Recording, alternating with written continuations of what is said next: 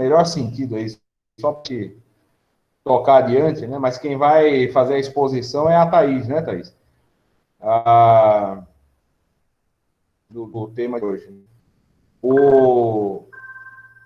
Só de maneira muito rápida, né? Para quem chegou agora aí, o Carlos, por exemplo, e quem mais tiver, nós tivemos o César e o outro Carlos justificaram a ausência, né? Que estão com problemas aí. O César tem um encontro do grupo de TCC, e o Carlos tem algum trabalho, ele vai chegar um pouco mais tarde, acho, né? Mas ele aparece por aí. E nós vamos hoje ali da página 40 a 53. E o não deixar de registrar, isso não resolve nada, e nem nada do gênero, enfim. Mas a gente pensou, a gente até cogitou em adiar a reunião hoje, porque alguns de vocês devem estar sabendo, né? Do falecimento aí do pai do Alan, do professor Alan. Isso aconteceu aí nessa semana, no fim de semana, né, Alan?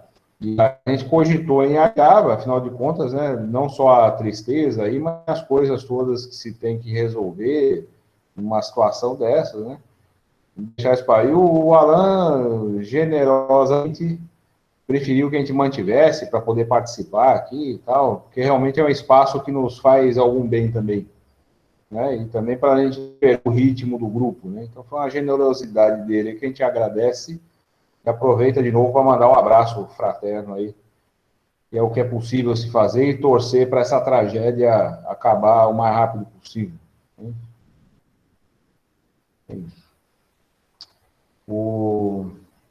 Enfim, não sei se o Alan quer dizer algo, acho que não é necessário mesmo, tá? Mas quer dizer algo sobre isso, senão a gente passa para a Thaís. Então tá bom. Eu digo não é necessário, quer dizer, né, se obrigar, né? Droga. Mas vamos lá. Então, Thaís, com você aí. Aquela apresentação, né, inicial ali, só para a gente começar o debate. Ok. Manda bala. Boa noite a todos. Bom, vamos lá. A mim coube falar sobre os parágrafos das páginas 40 a 53, fazer uma breve introdução. Vamos lá. O professor César trouxe para a gente no nosso primeiro encontro uma breve biografia, né, a respeito do Fanon, trouxe umas referências, o início do debate revolucionário dele, né, contra o colonialismo. No nosso último encontro falamos frisamos bem sobre o processo de desumanização, né, do colonizado, essa condição dessa condição de coisa, né, que ele é colocado como uma coisa, as condutas brutais, a despersonificação que é feita pelos colonos, e a condição dele mesmo, que o título do livro, Os Condenados da Terra, que eles são realmente os condenados da terra, são os prisioneiros do lugar onde vivem, e sem possibilidade nenhuma de fuga ou de identidade cultural.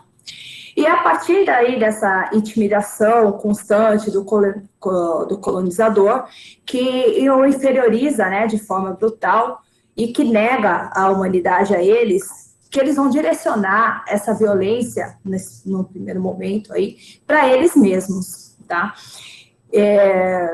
Os colonizados vão se manter cegos em relação ao verdadeiro inimigo e vão guerrear-se, né? Vão começar a se matar uns contra os outros. Além de não mirarem essa violência diretamente contra o verdadeiro inimigo, eles acabam por adiar o processo revolucionário em si. E como diz Fanon aí na página 41, eles ao adiar o processo revolucionário, né, o Fanon diz, a opção inevitável que desemboca na luta armada do colonialismo. As manifestações religiosas que eles passam a fazer, né, as manifestações religiosas, deixam de expressar a fé ou uma cultura livre e torna-se uma espécie de alienação. Então, eles trocam a alienação colonial por uma alienação religiosa. E quem usa até esse termo é Sartre, lá no prefácio do livro. E nesse ponto, é até interessante também frisar as próprias palavras de Fanon no segundo parágrafo da página 42, que ele fala o seguinte: as forças sobrenaturais, mágicas, revelam-se espantosamente entranhadas em meu eu. As forças do colono apresentam-se infinitamente amesquinhadas, marcadas de estraneidade. Na realidade, não se vai lutar contra elas, visto que, afinal, o que importa é a pavorosa diversidade das estruturas míticas. Tudo se reduz, está claro, ao confronto permanente no plano fantasmagórico. Essas condutas, esses comportamentos dos colonos são tidos como irracionais, aliás, dos colonizados, né, são tidos como irracionais por parte dos colonos, e acaba por ser usados pelos colonos mesmo como argumentos até de afirmação dos discursos desumanificadores. E esses ritos religiosos também acabam por servir como um calmante social ou uma justificativa de manutenção da ordem social, porque eles acabam atribuindo a Deus, né, eles chamam aqui de fatalismo, né? Então, eles atribuem a Deus a causa de todos os males, a miséria, do destino. E também gera uma descarga emocional, através dos rituais, né, das danças, dos ritos mesmo, né, religiosos. Aqui, essa irracionalidade dos colonizados, na verdade, ela não se trata bem de uma irracionalidade, né? Fanon, ele é um humanista, né? Ele sofreu influência de Sartre, e para ele, o colono e o colonizado, eles integram uma mesma dinâmica. No entanto, em razão do processo de colonização, o colono ele é inviabilizado de qualquer espécie de reconhecimento, ao contrário do que ocorre entre o senhor e o escravo lá de Hegel, né? O colono, ele é inferior, ele é inferiorizado, totalmente inferiorizado, por ser justamente quem ele é. Ele esforça-se para ser humano, para se humanizar, mas ele se encontra no meio absolutamente hostil, sem qualquer possibilidade de reconhecimento da sua cultura, da sua linguagem, da sua cor, da sua raça, do seu eu. Então, como é que ele vai se humanizar? Onde ele vai ter essa humanidade reconhecida? Ele não tem essa possibilidade. Diante dessa impossibilidade de alcançar essa humanidade colonial, essa universalidade branca estabelecida, é que ele aceita o seu passado, né? Então, ele vai trazer à tona essa ancestralidade dele. E ele assume quem ele é. Então, aí, eles optam, né, a escolher essa alienação religiosa, trazer os ritos, as danças, as crenças, porque é uma opção ao retorno da sua humanidade, né? E o que vai lhe garantir a sensação de liberdade. Só que, lá adiante, que os mantém também meio que fechados ali num certo momento. Lá adiante, essa violência que até então estava internalizada, né, das tribos, tudo, entre eles ali se matando, ela vai se transformar na praxis mesmo revolucionária, a partir do momento que eles despertam e vão direcionar já para o início ali já da revolução, que eles são colocados contra a parede pela estrutura econômica exploratória e a militar dominatória, que veda totalmente ali a possibilidade de um diálogo e de reconhecimento de direito deles. O Fanon,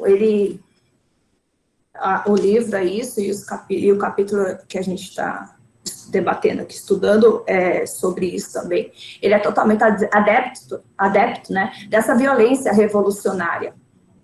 E ele faz isso criticando o liberalismo na realidade colonialista.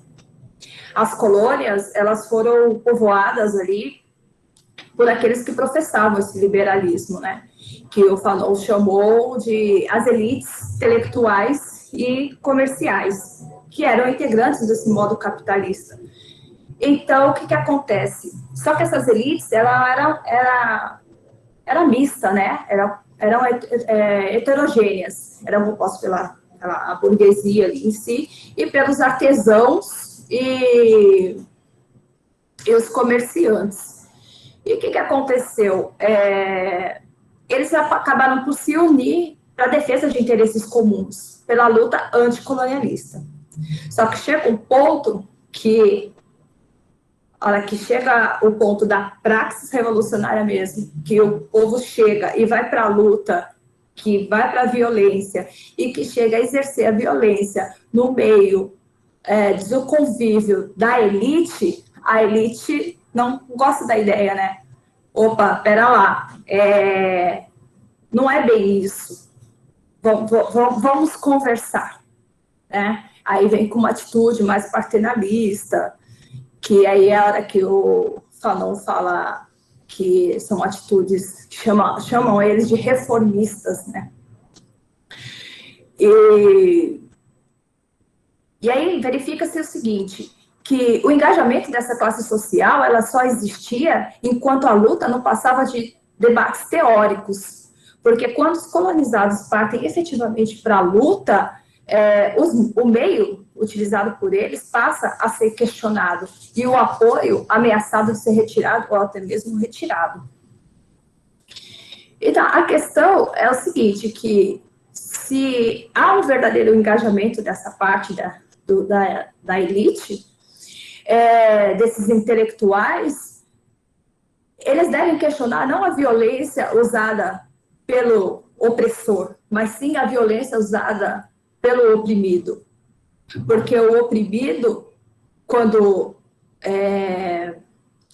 vai para o embate, vai para a luta, ele não vai para uma escolha ética, ele sim para uma imposição objetiva, em razão da situação que ele está indo, não é para uma escolha.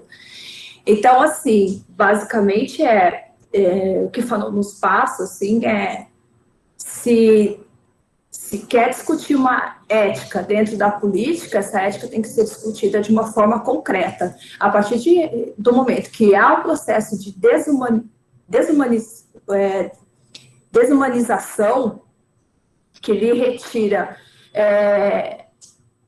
qualquer qualificação da pessoa e não dá e qualquer possibilidade de diálogo, essa classe, essa opressora, ela não tem qualquer qualidade moral de se discutir a violência aplicada, utilizada pelo oprimido, ou mesmo de requerer abertura de diálogo para tanto. Então, assim, a destruição, a derrota do opressor realmente se faz necessária pelo uso da força, da violência, ou por quaisquer meios necessários, aí como usou mesmo Fanon. Basicamente, foi o que eu consegui falar. O restante eu trouxe aqui alguns exemplos contemporâneos, mas aí eu vou usar no debate aberto. Agradecida pela oportunidade. Não, foi muito bem. Fez uma boa síntese aí. Vamos abrir assim, a gente tem assunto como sempre, né? Mas aqui tem assunto a dar com pau mesmo, né? Mas vamos abrir aí para, antes de eu começar a falar que nem um papagaio louco aqui, para vocês. Quem quer falar aí? O Carlos, acho que estava querendo falar, né, Carlos? Foi um acidente. Que apareceu que você levantou a mão. Não precisa levantar a mão, né? Pode falar. Eu não sei se está Pode mosendo falar. a coisa, então foi um acidente. Mas o Já fique à assunto é vontade interessante. aí, você, o Paulo, o Nelson, a Aline, o Alan, para comentar o texto aí. Vamos lá.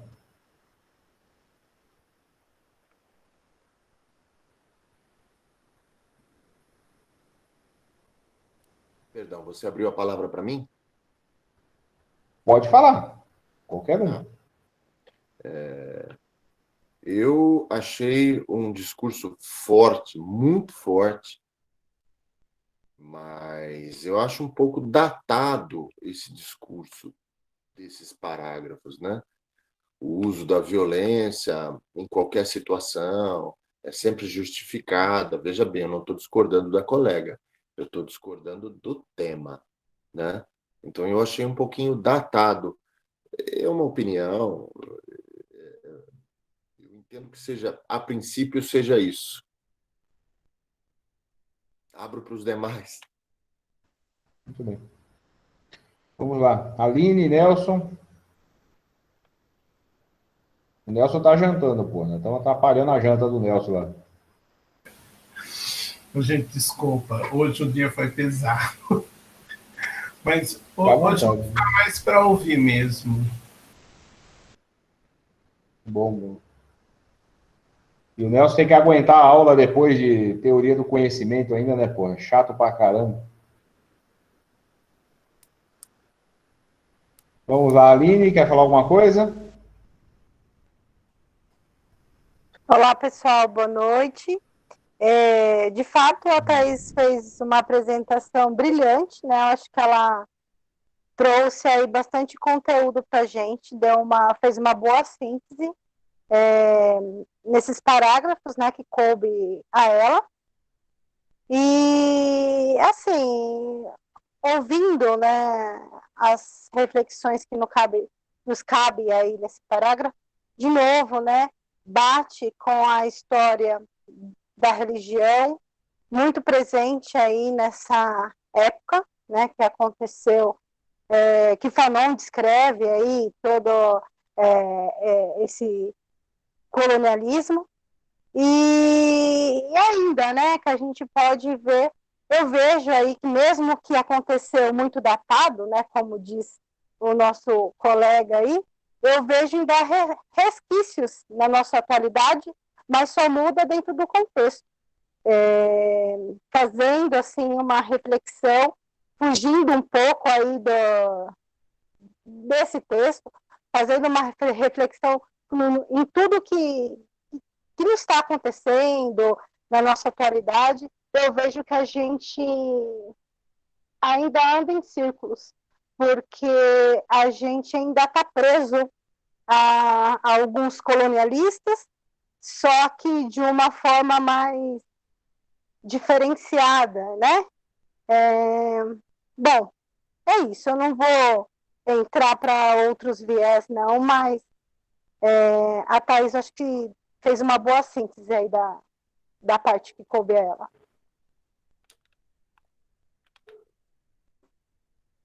Muito bem, valeu, valeu, Aline. Alan, quer falar algo? Queria parabenizar a Thaís, acho que a Thaís matou a pau mesmo na leitura, trouxe uns pontos muito interessantes. Bom, eu não consegui ler o texto do modo que eu gostaria. O César comentou, né, eu perdi meu pai no final de semana. Eu tô bem, ele estava internado, estava entubado, então a gente meio que esperava já isso, então eu tô bem. Mas eu não consegui me concentrar na leitura, né? Uma pena, porque eu acho que nesses trechos aqui, nessas páginas, ele articulou algumas noções de psicanálise com mais força.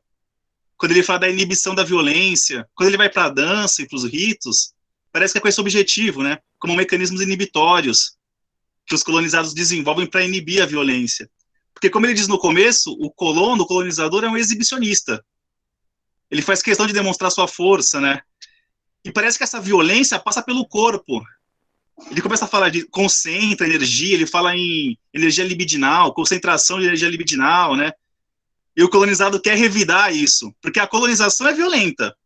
Não é, eu me pergunto, né, pegando o gancho do caso, eu me pergunto, e é uma pergunta mesmo, se ele faz da violência um projeto, por exemplo, uma meta. Ou se ele identifica que o processo é violento e a resposta para esse fenômeno, tal como ele aparece, é a violência também, né? O colono, ele não pede licença para invadir seu país, se apropriar da sua terra, para sucatear seus valores, tradições, religiosidade, para se exibir. Me parece que isso sim é muito violento, assim. Agora, sobre o que seria datado ou não, acho que cabe perguntar, né? Essa violência é datada? O que é datado? A resposta a essa violência é datada? O que é datado aí, né? O que é datado? O que ficou para trás? O que caducou? Então, uma pena, porque essa questão da inibição eu achei interessante, o modo como o Fanon articulou a noção da inibição ali. Essa inibição da violência, acho que é isso que está em questão, né? O mecanismo inibitório da violência. A primeira vez que eu cheguei ao nome Fanon,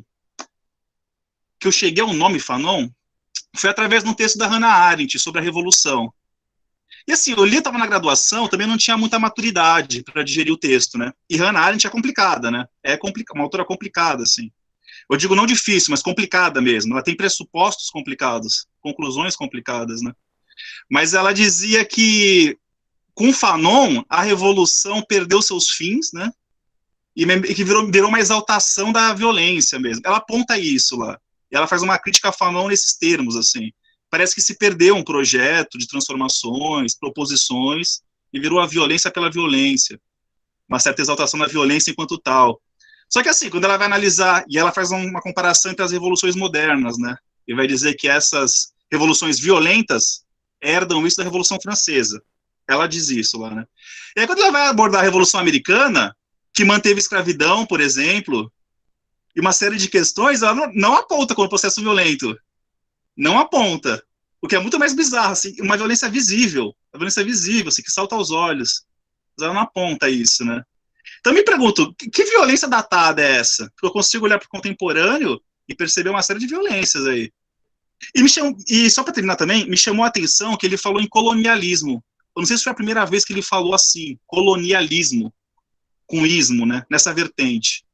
Ele fala do colono, do colonizado, essa relação entre os dois, mas colonialismo. Porque aí parece que vira algo próprio, né, colonialismo, uma lógica de dominação própria. Um objeto bem delimitado, colonialismo. Então tem capitalismo, tem, sei lá, outras formas de dominação e o colonialismo como mais uma. Será que era isso, né? Mas enfim, eu acho que essas páginas trazem muitas questões interessantes mesmo. Muitas questões boas. Isso que me chamou a atenção da minha leitura.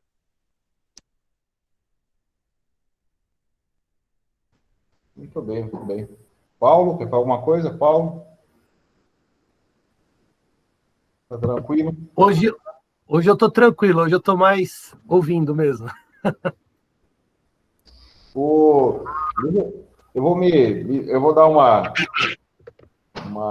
opinião rápida aqui. Assim, eu acho que para o Alan, quando eu estava lendo isso aqui, eu imaginei que o Alan ia gostar bastante, porque aí o psiquiatra entra em ação ali, né? E começa a tratar dessas questões aí. Como o Alan estava estudando ali, está estudando e está fazendo já psicanálise, né?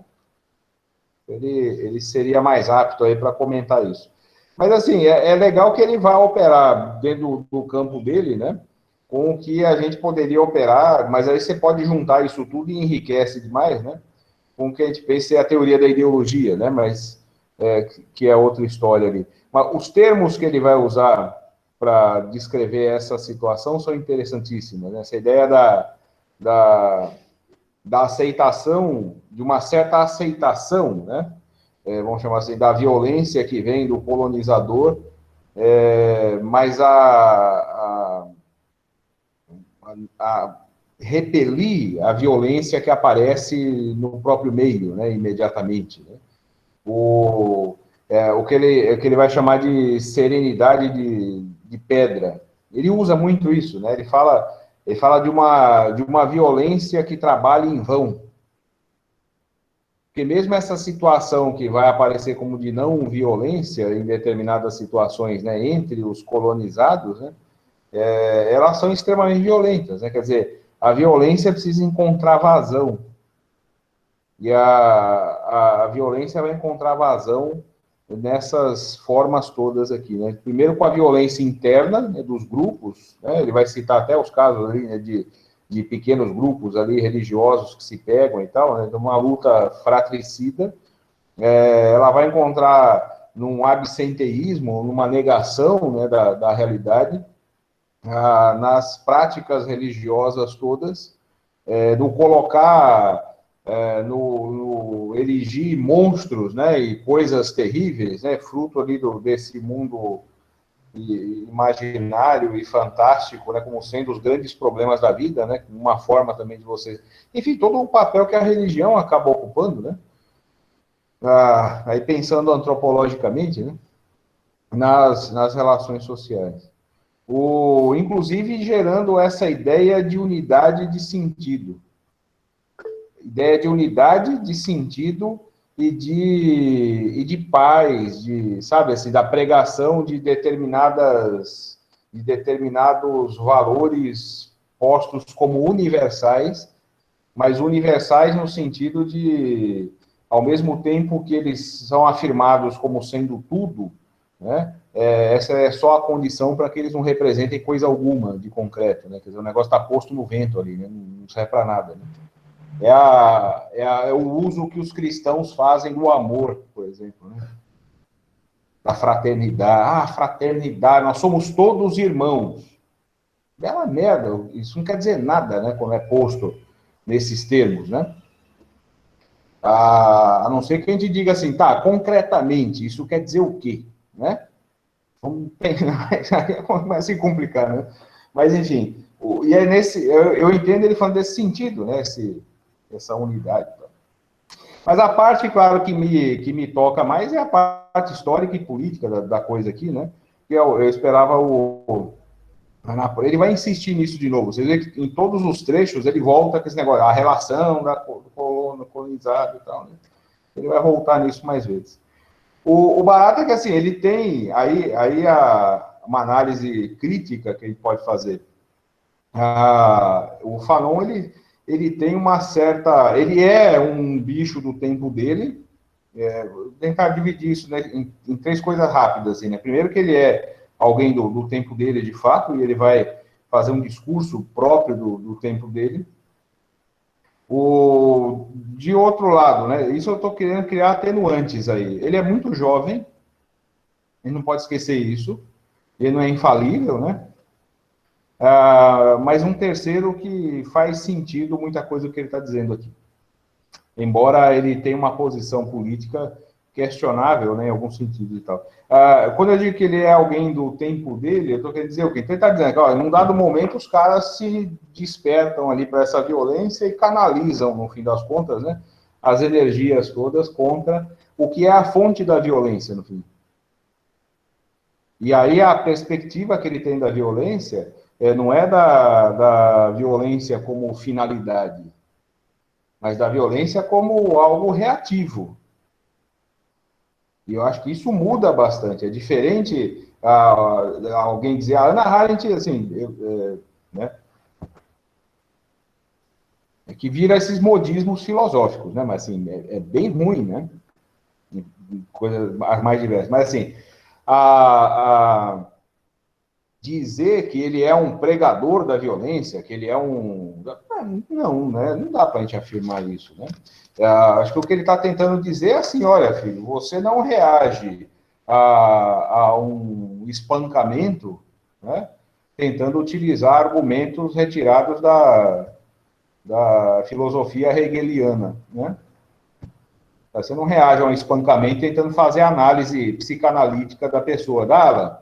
Vem 3 peão, te arrebenta de pancada, e você fala, ó, gente, vocês estão, na verdade, com problema aí com a mãe de vocês e tal. Entendeu? Você não resolve as coisas assim, né?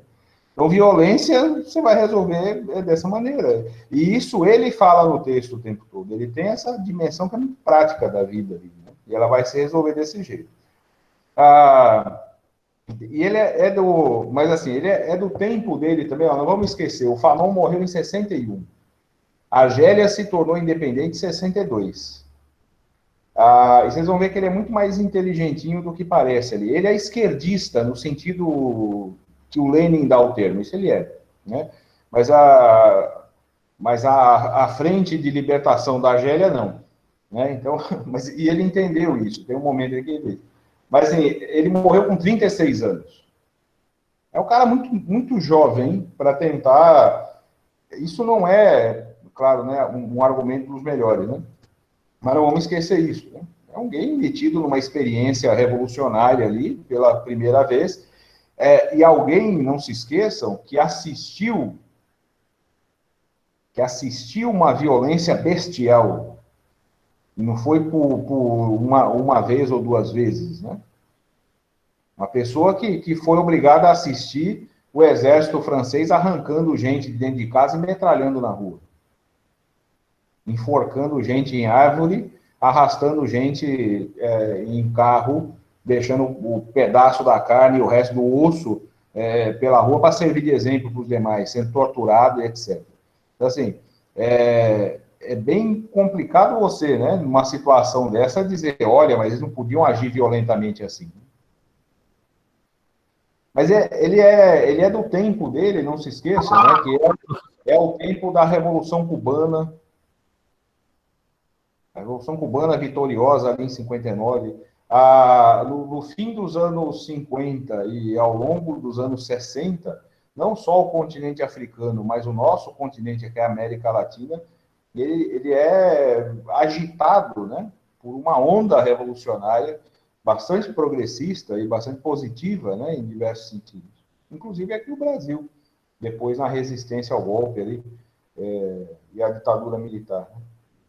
Então, no tempo dele, essa ideia da violência revolucionária tinha ganhado o Carlos chegou aí, tinha ganhado uma dimensão muito grande. E se fazia, aí dá para entender o que ele fala dos partidos nacionalistas e não sei o que, só de maneira muito rápida.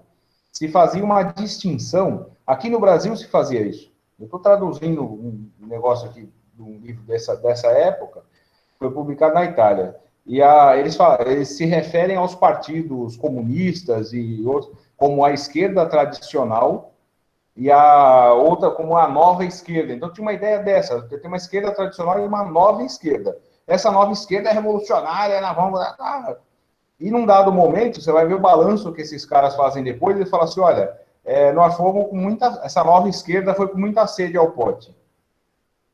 Havia um monte de coisas ali que a gente dizia, e o Fanon está fazendo isso aqui, que a gente chamava de isso é acordo, é consentimento, é não sei o que e tal, né?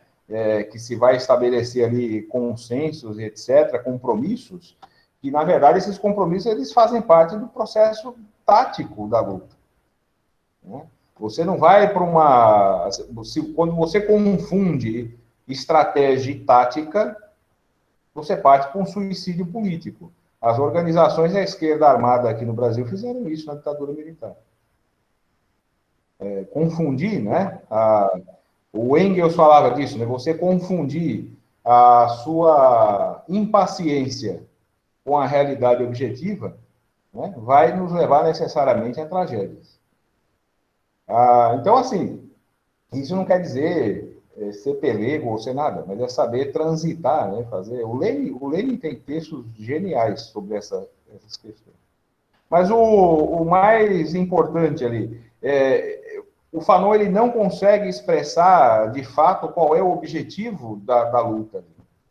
É a libertação da colônia. Lógico, esse é o fundamental. O que eles vão fazer com aquilo, né? Assim, exatamente o que diabos, ele não consegue formular isso.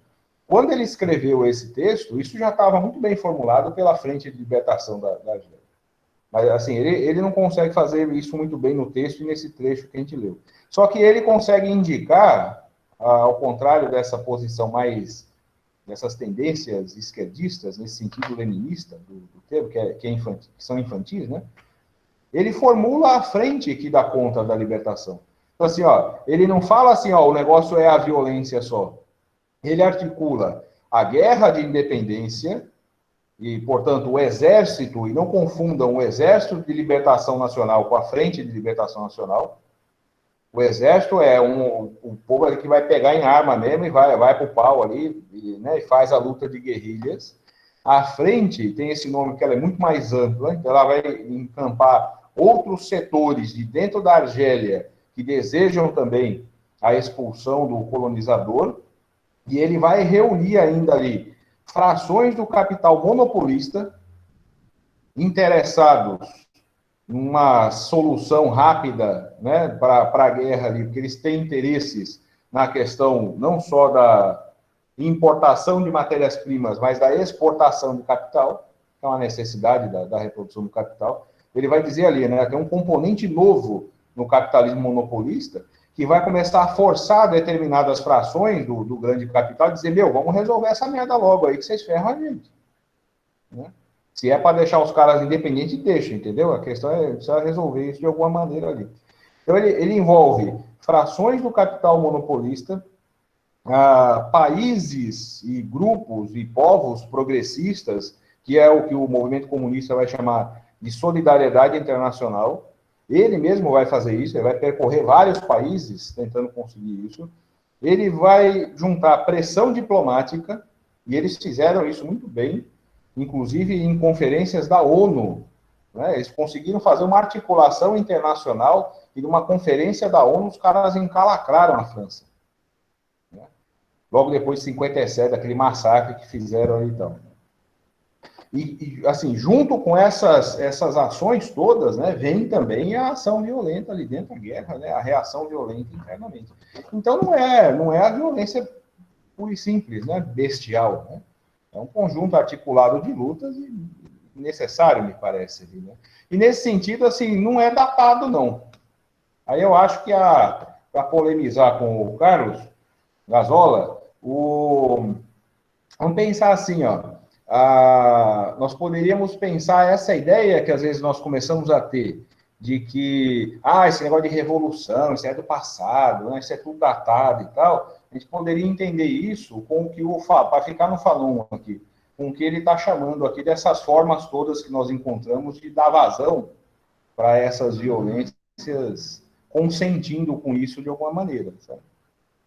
A violência colonial, ela pode não acontecer mais na forma mas acontece ainda, né? Mas na forma assim um país vem aqui, ocupa e pronto, né? Mas nós temos outras formas de dominação muito eficazes, né? Os caras conseguem colocar governo, derrubar governo, dar golpe de Estado, matar gente e fazer... é violentíssimo, e meter bomba quando precisa meter bomba. Eu não vejo que isso tenha passado, não. A data disso não passou ainda, não. Continua a ser bastante atual. Vamos lá, desculpa aí. Boa noite. Vou lá, vou abrir a boca. O tema discutido hoje me lembrou daquele livro Arte da Guerra, onde o general lá, ele pega as duas concubinas e elas não respeitam a ordem por 3 vezes consecutivas. Ele diz que a culpa é do general, e aí chega uma hora que a pena era decepar a cabeça. E, por fim, as mulheres que o rei mais gostava acabaram perdendo a vida. O que eu quero dizer, ou perguntar, na verdade, eu noto que desde os primórdios do mundo, a violência foi a forma utilizada por governos, por lideranças, né, por toda a existência humana, né?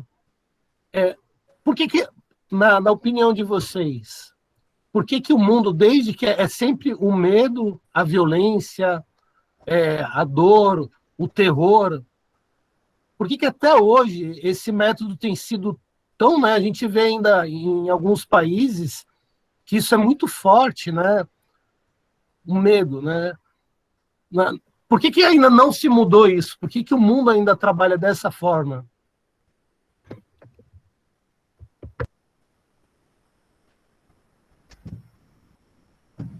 Vai, alguém responde aí. É uma pergunta simples.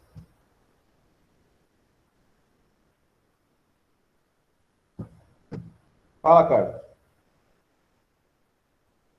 Pode falar, Carlos. Tem que abrir o microfone. O áudio está fechado. Escutando?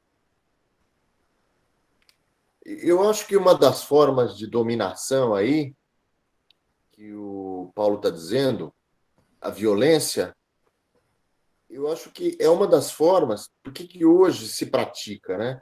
Eu entendo que não se pratique só a violência física, mas é uma violência que eu acho a mais perigosa de todas. É a que traz desesperança.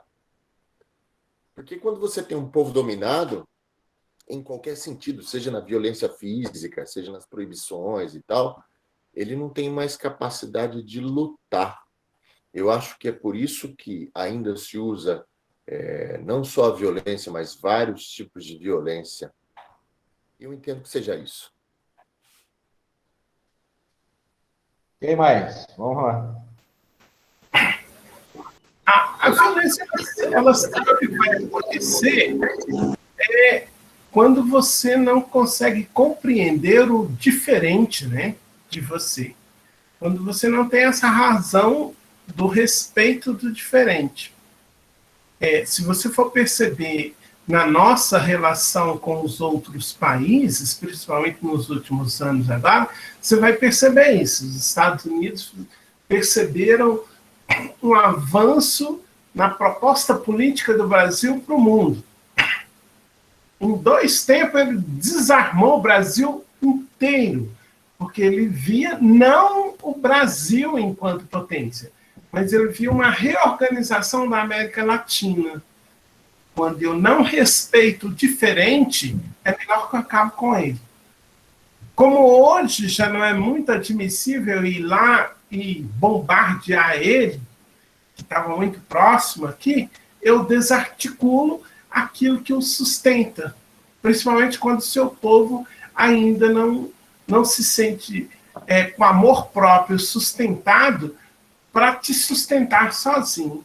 Então, a guerra sempre vai acontecer quando eu não respeito o diferente. Esse é meu entendimento. Muito bem. Mais alguém quer falar sobre isso? Carlos, vai lá. Vou comentar aí. Então, essa questão ela é complexa, hein, Paulo? Você colocou um vespeiro aí, meu amigo. Porque o que acontece? A questão da violência em si não é só a questão econômica, né? Se a gente for colocar, caminhar para esse caminho, mas é uma ideia de dominação do ser, né? A ideia de você dominar não apenas em questões de relações sociais, mas dominar o sujeito em si, né? É a ideia de você transformar aquele sujeito num objeto seu. Então, infelizmente, os seres humanos, ainda hoje nós temos muita gente que pensa dessa forma. E uma das maneiras de você possuir o sujeito de fato como um objeto usando a violência mesmo. Essa é uma das práticas que acontece aí, né? Agora, pegando um pouco o gancho que o professor César deu lá atrás, que hoje não é só essa questão da violência em si, né? Esses tempos atrás eu estava lendo um livro e estava discutindo, né, 2 conceitos que eu achei interessantes, que é o hard power, que é essa violência mesmo, né, essa coisa de vamos jogar os mísseis, os tanques e vamos atropelar, e a outra parte é a tal do soft power, né, que vem muito naquela ideia do Way of America, o modelo americano de existência, essa coisa toda, de você não usar mais esse hard power, essa coisa mais radical, com tanques, mísseis, mas você usar também pela via da cultura, né? Você ocupar os países e tentando acessar aí a questão da educação, cultura, tudo essa coisa mais abstrata, né? Que você acaba controlando também os territórios e fazendo com que as pessoas acabem até aderindo aí uma ideia que, de repente, nem tem nada a ver com a questão cultural daquele país, mas essa invasão é tão forte, ela é tão profunda, que ela transforma até a maneira das pessoas pensarem, das pessoas verem até até se verem no próprio país como sendo um nacional, na verdade, né? Então você tem essas duas perspectivas de violência e que estão muito presentes aí no mundo, né? Os Estados Unidos, ele sabe fazer isso muito bem, né? Ele sabe fazer o hard power e o soft power, ele consegue aplicar tantos mísseis aí, o fogo aéreo que é muito bom, mas também eles conseguem entrar na cultura, né? Hollywood está aí há muito tempo fazendo muita coisa, né? E fora a questão da Parece até um alimentação. cordeirinho, né? Você olha para os Estados Unidos, parece um cordeirinho, mas na hora que vai ver os caras, ó, arrebenta. Mas eles são muito... Não só eles, né? Estou colocando os Estados Unidos por conta da questão de potência econômica, mas se a gente for falar... Hoje tem China, que faz isso também, a Inglaterra fez isso durante muito tempo, a França, enfim, as potências econômicas aí, né? Eles trabalham muito com essa ideia também na questão cultural. E aí é interessante observar isso, né? É bem legal. O Falun até toca um pouco nisso, mas não chega a aprofundar, não. É isso. Desculpa, falei muito aí. Não, foi, tá ótimo. Deixa eu só dar uma para a gente poder... Eu sempre vou cobrar desses espaços da filosofia que a gente coloca os pés no chão. Que às vezes a gente discute filosofia e fica lá e as pessoas até acham que é isso mesmo, né? Fala, é filosofia, né? O cara tá bêbado no bar lá, começa a falar um monte de merda lá, fala, tá filosofando, né? Tá falando merda mesmo, né? Não é filosofia isso, né? Mas, enfim, é importante que a gente tente responder objetivamente essas questões. Porque senão nós vamos cair em duas coisas. O resultado disso sempre é uma dessas duas saídas, né? A primeira é dizer, olha, isso sempre foi assim e, portanto, então não vai mudar porque é parte da nossa natureza e não tem jeito, não muda, né? Ou então a gente cai em soluções mágicas tanto quanto, né? De novo, ó, a gente precisa, sempre que a gente usa isso para facilitação, assim, né? Para você passar de uma coisa para outra. Então, a gente usa sempre essa coisa de tudo, nada, e assim vai, né? Mas a hora que a gente vai levar a sério mesmo para entender alguma coisa, dizer que usar tudo, sempre, nada, nunca, não nos ajuda, né? Porque não dá para estabelecer as coisas desse sistema. Então, assim, nós podemos dizer que a nossa espécie foi violenta desde sempre, ela é violenta por natureza, não sei o que e tal. Sim e não. Mas a gente pode dizer sim ou não de uma maneira muito tranquila. Assim, ó. A nossa espécie animal, assim como outras espécies animais, em situações de escassez, de busca ali pelo alimento, das condições de sobrevivência, etc., podem ter ali disputas, né, que vão acabar levando a essas formas aí, violentas de alguma maneira. Aí, se vocês pegarem e ficar observando a natureza assim, você vê um negócio que fica muito louco, né? Assim, você pode considerar um bicho comer o outro algo violento, por exemplo. Ou tomar a comida do outro, né? Ou o outro morre de fome, essa coisa assim. Tal. A nossa espécie praticou esse tipo de coisa também, não tem a dúvida, né? Agora, assim, se a gente pensa historicamente, mas é muito recente para a nossa espécie, a ideia de se construir sociedades mais complexas. E que a gente pode dizer, muito recente historicamente, perto da história da vida no planeta, ou perto até da história da nossa espécie mesmo. Então, se a gente recorrer aí a 5 ou 7 mil anos, né, para falar já de sociedades já mais organizadas e tal, e sociedades que já vão aparecer, o que a gente tem da história delas, já com uma estrutura, inclusive, de exploração e organização da divisão do trabalho ali e tal, que vai formar um tipo humano específico. Então, aí, assim, o que eu quero dizer é que a nossa capacidade racional, a nossa capacidade de transformar o meio e etc, que nos faz humanos efetivamente, né? Andar sobre as patas de trás e liberar as mãos, e a sinergia que existe entre a liberação das mãos e o nosso cérebro, né? E o trabalho, né? Isso tudo faz com que a gente se desenvolva e aí você tem esse diálogo que nós chamamos de humano. Essa nossa espécie vai por conta do resultado dessa sinergia, também vai começar a organizar a sociedade baseado na exploração do humano sobre o humano. E aí você estabelece, historicamente, as relações de violência, sejam elas de violência direta ou de violência simbólica.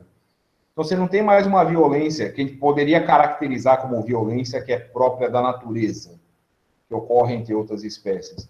Nós vamos estabelecer como uma característica das sociedades humanas a violência. E aí nós temos uma sucessão de formas de organização da vida social humana que são extremamente violentas. Então, dá para a gente pensar historicamente como nossa espécie vai resolver vai usar da violência, porque nós instauramos relações violentas o tempo todo. Relações de exploração são relações violentas. E elas não são relações baseadas em diferenças, mas em desigualdades. Então, sempre que nós temos desigualdades, e quanto mais gritantes as desigualdades são, mais violentas são essas relações. Se vocês quiserem um exemplo, pode ficar dentro do capitalismo mesmo, né? Se vocês pegarem sociedades que conseguiram chegar ou reduzir drasticamente, né, as desigualdades sociais, ainda que sociedades ainda baseadas na exploração do humano sobre o humano, etc. Assim, você pegar lá países do centro do sistema, que vivem largamente da nossa miséria, aqui não há dúvida. Então, essa relação de violência ainda existe, né, entre o centro e a periferia. Né?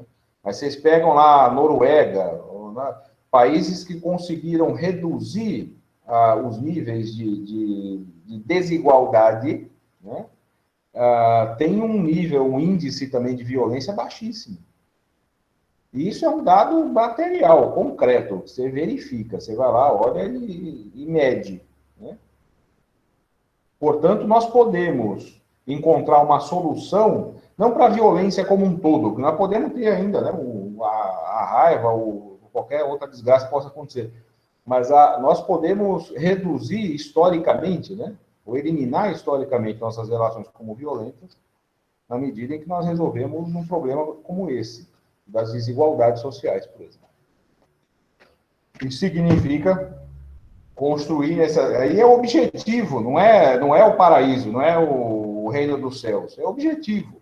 Ou a nossa espécie constrói, e será violentamente também que se vai passar por esse processo, relações sociais que não sejam baseadas na exploração do humano sobre o humano, e é possível fazer isso, dado que nós somos seres históricos, sociais, etc. Ou nós vamos continuar vivendo essas relações assim. Isso é só observar o processo. Né?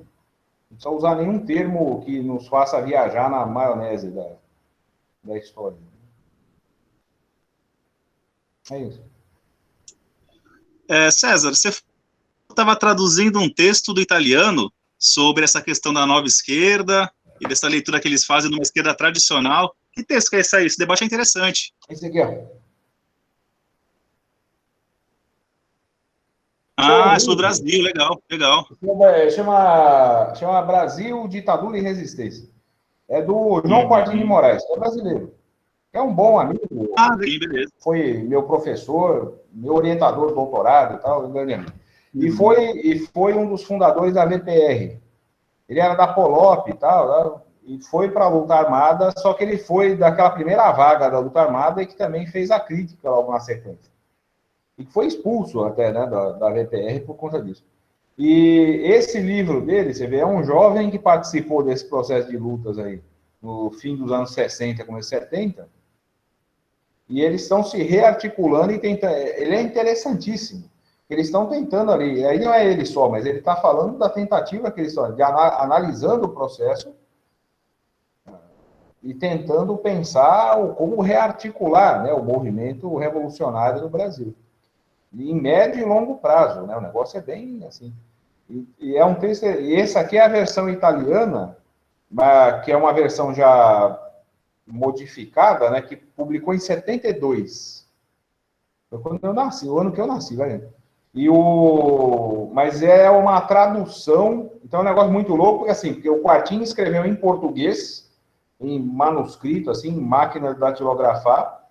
O Perry Anderson, que é historiador inglês, pegou isso aí, mandou traduzir e publicou pela New Left, a nova esquerda lá da Inglaterra, e publicou o livro em inglês. E a italianada, eles pegaram esse livro em inglês, traduziram para o italiano e publicaram lá. E nunca saiu isso aqui em português. Esse livro vai fazer 50 anos ano que vem, né? Daí que eu invento trabalho, né? Eu que dei ideia para a filme. Isso é um documento da história, além de ser uma análise, desculpa o termo aqui, eu ia falar fodida, mas é feio falar isso. Assim, eu ia falar do caralho, agora também é feio, não pode. Mas interessantíssima, né, do processo histórico brasileiro. Palavrão é cultura popular, não tem problema. Então vale muito a pena. Aliás, eu consegui traduzir a introdução, são umas 30 páginas até agora. Se vocês quiserem, depois eu passo para frente, aí o arquivo, vocês darem uma olhada. É bastante interessante. Mas é isso. Professor, não é palavrão, como é que é? É advérbio de intensidade. Isso. A intenção foi essa. Esse tema da nova esquerda é muito interessante, né? Interessante essa data do texto, né? 72, porque esse debate da nova esquerda existe ainda. No meu doutorado eu passei um pouco por isso, porque esses movimentos que articulam a noção de identidade, ou mesmo a noção de reconhecimento, eles também se intitulam desse modo, como uma nova esquerda.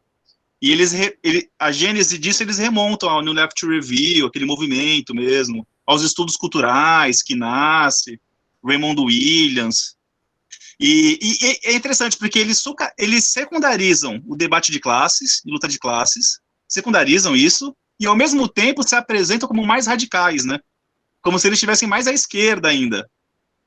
E isso é ambíguo pra caramba, assim. É um discurso culturalista, de afirmação de identidades, que é importante também, mas assim, não é mais radical do que transformações estruturais, né? Essa é uma tendência sempre. E é um barato, porque ele falava disso aí. E você veja que é um sujeito que está falando que participou disso, né? Assim, o Quartim, ele não foi do Partido Comunista, do que eles chamavam lá de esquerda tradicional. Ele era da Polop, que era da USP, lá não sei o que e tal. Ele tinha 20 e poucos anos, era professor da USP, né? Então, ele era da Polop. A Polop era de orientação, tinha influência da Rosa Luxemburgo, até do Trotsky, né? Mas era a Rosa Luxemburgo, a heroína deles lá. E da Polop, ele se juntou com os militares nacionalistas e fizeram a VPR, né? Os bisolistas, lá, porra toda. E, assim, o discurso que esses caras faziam e continuaram a fazer, né? Os que persistiram ali na ideia da química militar mesmo da coisa, se referir aos partidos comunistas como se fossem, né, um bando de bundão, né, e tal. E você vê isso repetindo o tempo todo. Aí um barato depois que acontece a tragédia toda, os caras estão dizendo, olha, a gente devia ter ido até certo ponto e ter refluído, né, e segurado para esperar o momento de... Aí é pensar taticamente. O que todo grupo que se pretende uma nova esquerda e uma esquerda iluminada que vai fazer o que ninguém conseguiu fazer, porque todo mundo é bundão, comete sempre o mesmo erro, é a ideia de que vamos para frente, vamos fazer o bagulho e a gente arrebenta, a gente arregaça e resolve isso no palco. E ela se estoura, né? Porque não entender a necessidade de analisar a conjuntura e saber como você acumula forças, né? Como você avança. Quando você tem... O Lenin falava, né, de um passo à frente e 2 atrás, e como é que você vai fazendo isso? Não entender isso é terrível. Não entender isso no jogo político é terrível. Então, assim, você tem lá, na época dele, você tinha grupos da esquerda armada, que eles mediam a importância deles pela repercussão que dava na imprensa burguesa uma ação, sabe? Então, roubaram lá, as armas lá do quartel, lá saiu em todos os jornais, falaram, estamos bombando e não sei o quê. E ele falava assim, a gente tem que pensar assim, efetivamente nós construímos o que com isso, né? Quantos trabalhadores nós ganhamos para a nossa causa depois de fazer isso? Nenhum. Do mesmo jeito que você tem um monte de esquerda do nosso tempo agora, que mede também a sua ação pelo discurso bonitinho, revolucionário, né? Todo mundo é bundão, eu sou revolucionário. É porque eu quero, tem que fazer o socialismo agora. O resto é todo mundo. Vamos eleger o presidente da Câmara revolucionário, socialista. Vamos instalar o socialismo a partir da Câmara dos Deputados. E quem não entendeu isso é bundão. Isso é muito bonitinho, né? E ganha uma repercussão, eles ficam felizes. Olha, sai no jornal, né? Estamos bombando na imprensa. Né? Isso nos faz dar um passo na vida real. É isso que você fala. E o Fanon comete esse equívoco. Quando eu falo que ele é meio esquerdista, para voltar no nosso amigo aqui, o Alan vai ficar bravo, não vou falar mal do PSOL, eu vou ficar bravo. Você vê que o Fanon ele tem uma pegada dessa, ele vai dizer assim, olha, esses partidos políticos tradicionais, eles são urbanos, ligados às elites urbanas, intelectuais, comerciais, etc. E tal. É por isso que eles têm fixação no operário, né? Isso assim, isso é uma ausência de conhecimento total, né? De quais são as classes sociais fundamentais, né, da nossa forma de organização. Então não se trata disso, né? E aí ele mete um negócio assim, está na página 46. Só o campesinato é revolucionário. E numa concepção de revolução, que o Mao Tse-tung, se tivesse vivo nessa época aqui perto dele, daria um croque nele. Porque, assim, é claro que em determinadas formações que não tem ainda o desenvolvimento industrial, portanto, um proletariado urbano e também um proletariado rural, né, desenvolvido e organizado, é claro que nessas formações sociais, o papel do trabalhador do campo, do camponês, né, vai assumir um lugar central. Mas por isso, não quer dizer que só o camponês é fundamental, porque ele é o que está mais ferrado, e por ser o mais ferrado, a ideia que ele tem aqui é uma ideia que tem na cabeça de muita gente também, que é assim, olha, ele é o mais ferrado, então ele não tem mais nada a perder, então é ele que vai para as cabeças primeiro. E a história também nos mostra mais exemplos do contrário disso do que disso. No geral, a reação vai buscar exatamente nessa massa mais expropriada da sociedade os seus cães de guarda mais ferozes. Né? Napoleão III fez isso. O Louis Bonaparte, quando deu o golpe na França, fez isso. Né? Os nazistas fizeram isso. No Chile, né? Mais ferrados ali, tá? Enfim. Mas a gente tem que olhar e aprender com a história também. Isso é fundamental. Olhar e aprender com a história que você estava falando. Porque a pergunta do Paulo, de fato, ele quis universalizar o fenômeno, né? Fugiu da história. Por que todas as relações humanas são relações de violência? Universalizou o fenômeno, né? E o Fanon está falando de condições objetivas ali, que saltam aos olhos, está descrevendo, é uma descrição, não é especulação. Não é especulação metafísica, né? Eu até acho que há uma violência inerente à metafísica. Eu acho que a metafísica fundamenta uma violência, a partir de valores universais, né, que se pretendem universais. Mas a reflexão do Fanon não é metafísica, é análise histórica, né, leitura da história. O Losurdo fala isso, né, de fuga da história, o perigo numa filosofia que foge da história, né, se distancia dos fenômenos. Eu acho que é sempre importante lembrar isso, né. E aí o Carlos estava comentando, o Carlos Rodrigues estava comentando a questão dos Estados Unidos, soft power lá e tal, hard power. Eu confesso que eu sou curioso para entender bem assim essas noções, mas eu também não fui tão encantado por esse debate, assim, me parece muito americano isso. Soft power, como assim? Um poder leve, tranquilo, um poder bonzinho, né? Que coisa, que descrição é essa de soft power e tal? Os Estados Unidos só tem alguma paz porque não tem embaixada americana lá, né? Acho que é por isso que eles encontram alguma paz, né? Porque todo lugar que tem embaixada americana dá merda, né? Dá merda. Eu lembrei até quando eles queriam privatizar a Amazônia, né? Lembra que veio uma ideia aí de privatizar a Amazônia? A Amazônia é atacada por... Bom, muita gente quer se apropriar da Amazônia. E quem deveria cuidar dela não cuida também, assim, taca foda-se pra isso. Mas tem uma... Sobre a atualidade disso ou não, né? Mas sei lá também, o Fanon, umas páginas atrás aí, ele falava um pouco da dinâmica espacial que o colonialismo cria, né? Há uma segregação espacial dentro dessa ideia geral de nação, né? De país dominado. É como se tivesse uma distribuição dos corpos pelos espaços. Eu não gosto da noção de corpo, porque ela é muito vulgar para a filosofia contemporânea, mas há uma segregação espacial, né? Quando ele fala da igreja, por exemplo, como um espaço branco, em que o negro é chamado para se embranquecer ali, né? Para sair dali mais branco. Então tem uma organização do espaço, né? E eu fico pensando assim na atualidade, assim, na contemporaneidade. Essa segregação espacial é muito forte ainda, né? Claro, tô especulando, assim, né? Mas, assim, é muito forte, né? Eu fico pensando, por exemplo, eu nasci em Santos, né? Eu nasci num bairro que dá acesso aos morros de Santos. Tanto ao Morro São Bento como ao Morro Nova Sintra.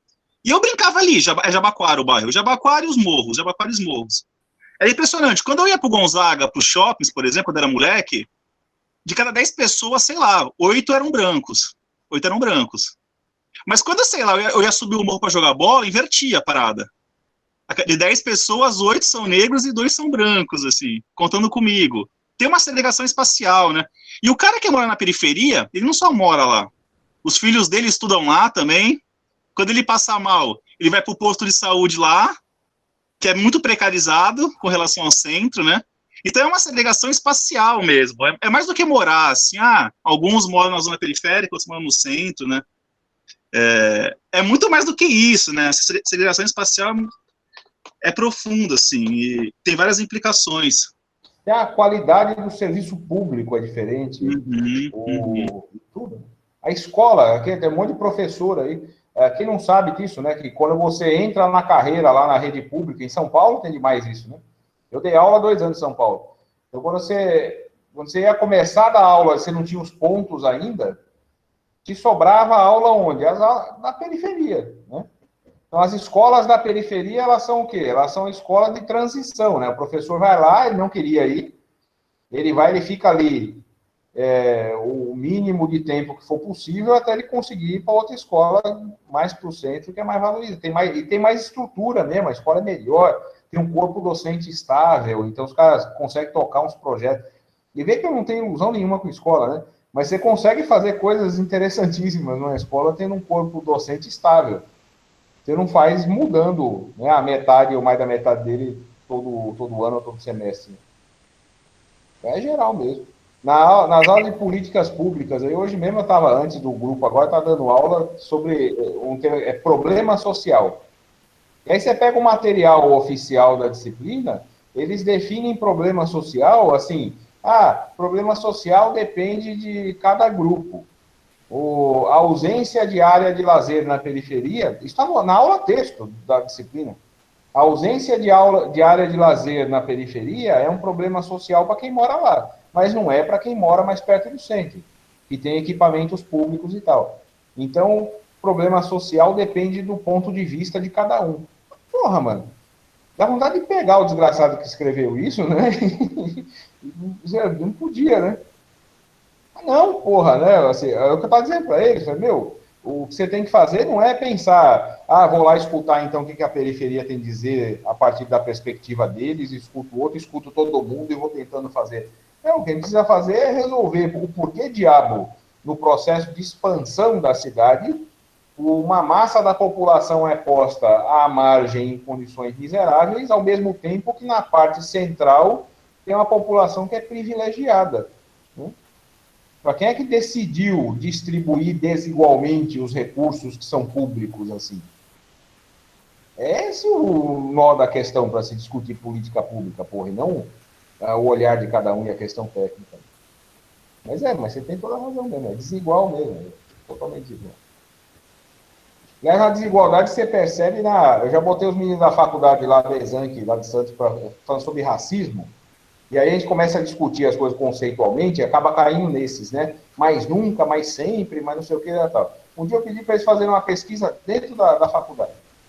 Alguns pegaram grupos de estudantes, mas eu pedi para eles fazerem com os trabalhadores da faculdade.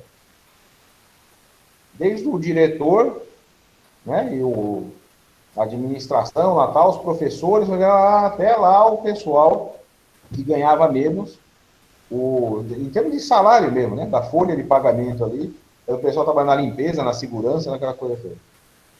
E é muito louco, né, porque a hora que você vai pintando ali, isso nunca se forma uma pirâmide, né, você tem um grupo de professores muito grande, né, então você fizer uma figura geométrica, ela fica meio disforme.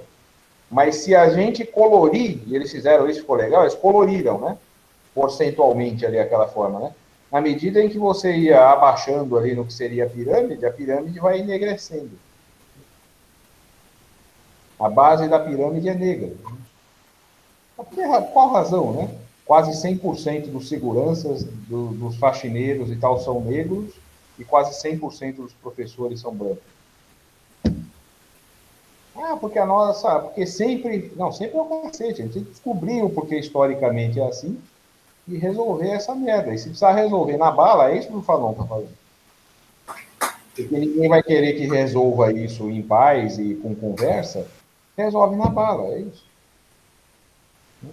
Mas, professor, eu penso que o que a gente está fazendo aqui, de uma certa forma, vai preparando as gerações futuras, né?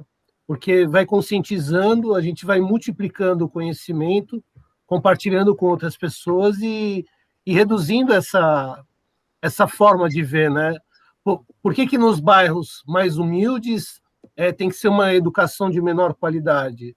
Não, tem que ser tanto quanto, né? Eu vejo assim, por exemplo, dentro das comunidades, o Hospital Albert Einstein, que faz um trabalho diferenciado. Não estou puxando sardinha para ninguém, é o que eu vejo.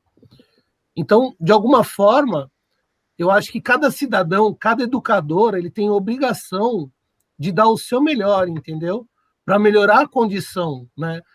As pessoas hoje elas estão numa situação de vulnerabilidade e elas aceitam essa situação e elas acham assim, é como na Índia, que é por caças, né? Você nasceu pobre e vai morrer pobre. Não é assim. A gente vê que muitas pessoas fazem a diferença. E eu penso, como futuro educador, né, embora já esteja com meus cabelos brancos, eu vou me esforçar muito para fazer uma sociedade mais digna dentro daquilo que eu posso. Isso é complicado, sabe? Eu trabalho numa regional de ensino. A minha regional ela cobre 32 municípios da nossa de Minas, aqui do oeste de Minas. E certa vez eu participei de uma reunião de promotoria com juízes, promotores e tal. Tinha uma escola que era a escola mais complicada que tinha no município lá. A escola era de lata. Era um projeto feito pelo governo de Minas, esqueci o nome do governo na época. Ele criou um projeto, o engenheiro criou um projeto que as escolas eram de lata. Então, ela chegava a 40 graus dentro da escola. Enchia aquilo de menino. Só que essas escolas eram feitas na periferia. E quem dava aula nessas escolas eram os professores problemas. Os alunos que estudavam nessas escolas eram os capeta. Aí eles estavam lá fazendo a discussão, e como eu trabalhava na área de tecnologia, eu tinha ido lá para me instalar os equipamentos eletrônicos, e como eu sempre interessei pela área da educação, ouvindo a conversa do povo lá, porque onde que eles estavam, era onde que eu tinha de trabalhar. Então, eles estavam lá e eu estava trabalhando e eles faziam a reunião deles. Aí, numa dada hora, a inspetora me pergunta o que eu pensava da situação. Lá na escola, eles estavam tão preocupados que tinha um menino de 11 anos que tinha tentado suicídio. Eu falei assim, não, mas o menino de 11 anos tentar suicídio? Aí vamos ter que pesquisar isso mais a fundo, porque não é normal. Não é normal a pessoa adulta tentar, mas agora o menino subir no segundo andar e pular de cabeça, e a professora foi falar comigo que ele pôs a mãozinha para trás, que ele queria bater com a cabeça no chão e morrer. Aí eu fui conversar, aí depois eu fui ver que os professores roubavam merenda. Aí eu peguei e falei assim, mas por que a escola, o município tem 6 escolas, por que vocês não pulverizam isso? Tira os professores piores daqui e pulveriza na cidade, porque se você colocar os piores entre os melhores, eles têm que melhorar. Aí a inspetora falou assim, não, eles têm de ficar aqui, porque as professoras podem escolher para onde que quer ir. Falei assim, mas vocês não querem, não é resolver o problema social que tem aqui, não? Para você ver. A escola é de lata, não pode mexer com a escola, você não pode mexer na estrutura da escola para melhorar a escola, porque o engenheiro não deixou. Ele, quando construiu o projeto, ele colocou no projeto, não pode mudar. Então, ela aquece muito. Falei, vocês não podem resolver. E as portas, porque ela era toda de lata e as portas mudavam, elas mexiam para que o ar passasse dentro dela. Só que, como era a escola de periferia, eles travaram as portas, porque senão os outros meninos iam lá e roubavam as cadeiras. Então, aí virava coisa minha. Falei assim, a única maneira que vocês têm aqui é fazer o seguinte, pega os tratores que tá ali, passa em cima da escola, põe uma trava ali, outra trava aqui, faz isso aqui um campo de futebol, porque vocês não têm interesse de fazer escola.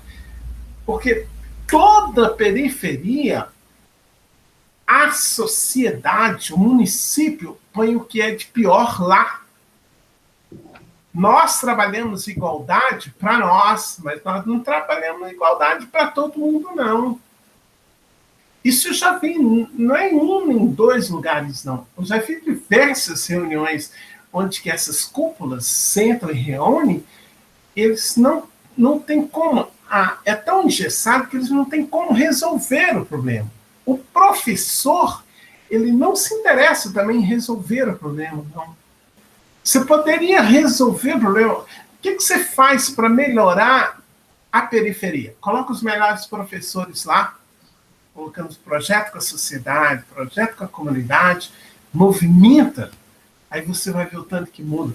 Eu falo porque quando eu trabalhava na prefeitura, eu trabalhava num projeto com 240 garotos em situação de risco. Aí o prefeito da oportunidade, ele era socialista. Então, ele nos deu uma condição. Ele chegou para a gente e ofereceu, falou assim, eu vou dar vocês condições para vocês mudarem. Então, deu a gente assistente social, psicólogo, professores e tal, para a gente fazer o projeto. A gente conseguiu, no município igual de Divinópolis, 250 mil pessoas, acabar com a violência infantil, com projetos sociais.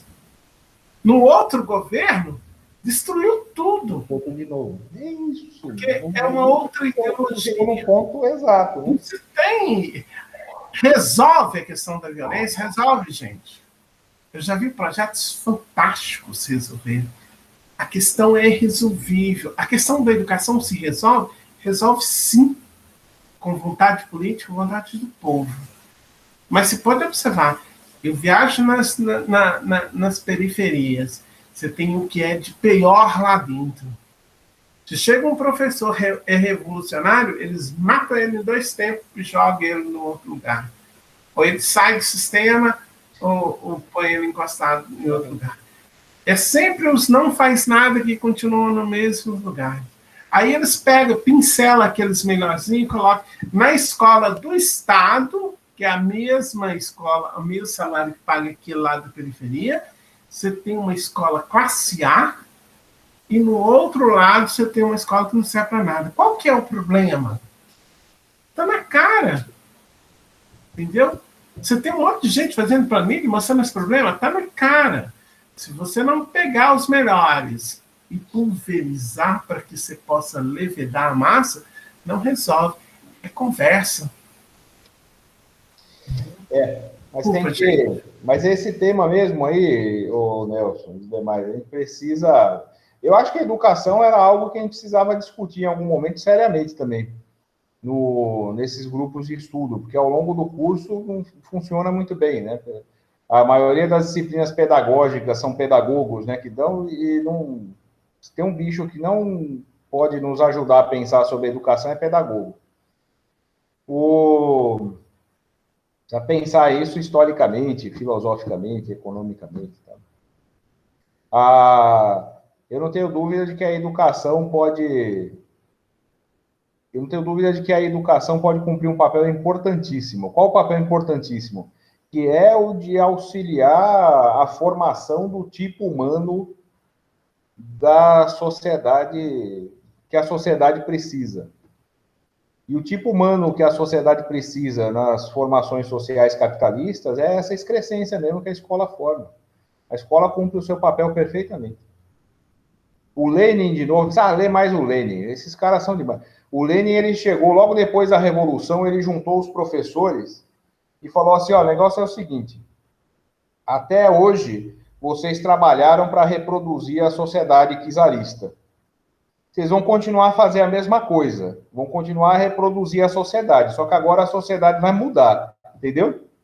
A conversa agora é outra. Vocês vão deixar aquelas tolices todas de vocês ali, né? E a maneira como a educação mesmo estava organizada, que nós vamos formar outro tipo humano nesse negócio agora. Só que, ele diz assim, ó,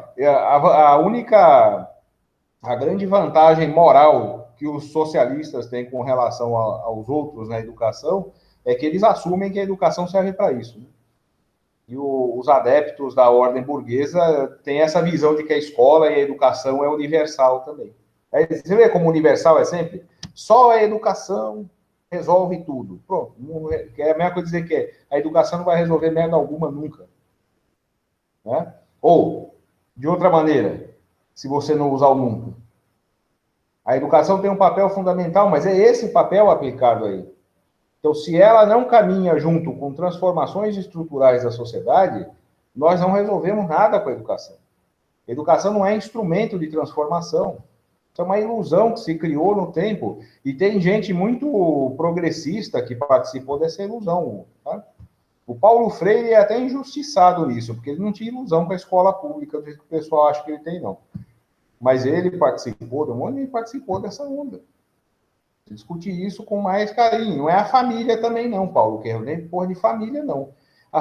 Não é família que resolve. Nós somos a maneira como a nossa organização familiar, a maneira como a gente organiza a escola, as coisas todas, isso tudo deriva das estruturas da nossa forma de organização social. Isso tem que ser transformado. Você transforma isso, você transforma o tipo humano, nós somos produto do meio. Então você não muda, é filosofia idealista isso, assim. Você não muda precisa ter consciência de classe, revolucionária.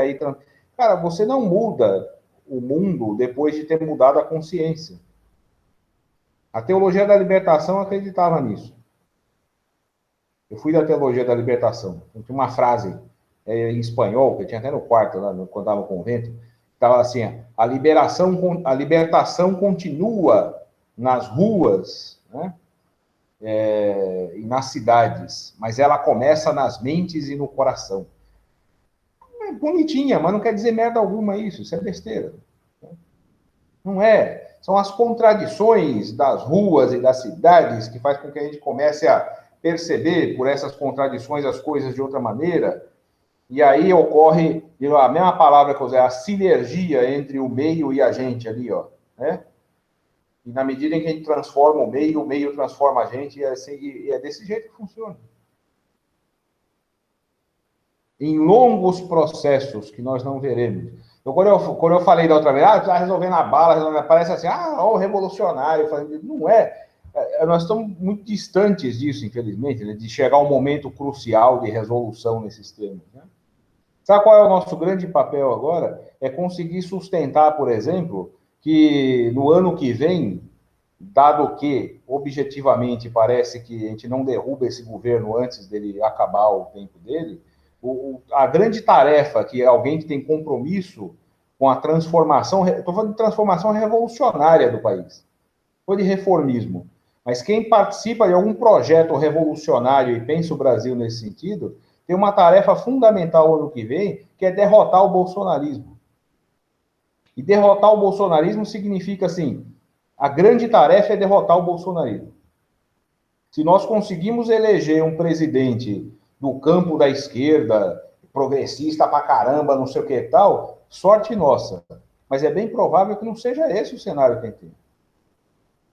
E é avançado, e é tarefa dos revolucionários eleger um sujeito que você pode olhar para ele e falar, puta que o pariu, que eu vou ter que votar nesse cara, mas eu tenho que votar nesse cara porque faz parte do nosso processo agora derrotar o bolsonarismo aqui. Porque o resto é verborragia, o resto é discurso fácil. Aí, lógico, o pistolinho vai, não, são Boulos e Erundin, né? Porque nós somos revolucionários e todo mundo é cuzão, né? O PSOL, o PSTU e o... que bonitinho, vamos tirar uma foto, né? Que bonitinho. Entendeu? Não resolve merda alguma.